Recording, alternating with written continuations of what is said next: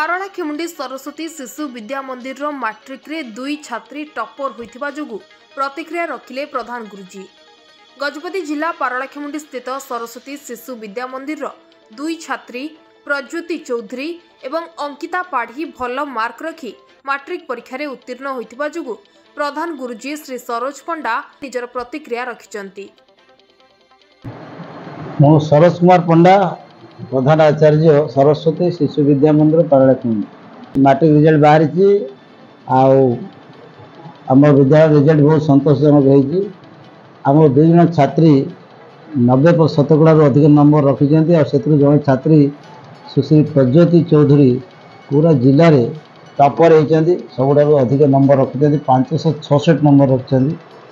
आमर समस्त छात्र छात्री भल नंबर रखी पास कर अनेक वर्ष धरी आम 100% रिजल्ट दे आसुचु।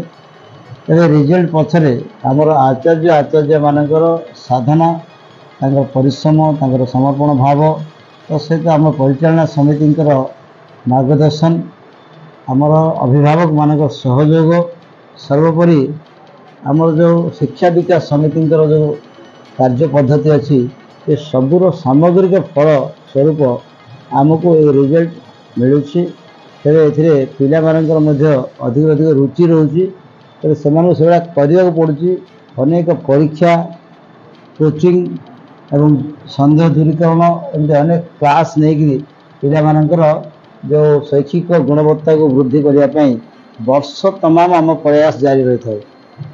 तार फलस्वरूप आज आम किसी सफलता पाइचु। ये सफलतार श्रेय आम ईश्वर को देचु। आशा करूँ आगामी दिन में आगामी जो श्रेणी अच्छी से दोहराइबे।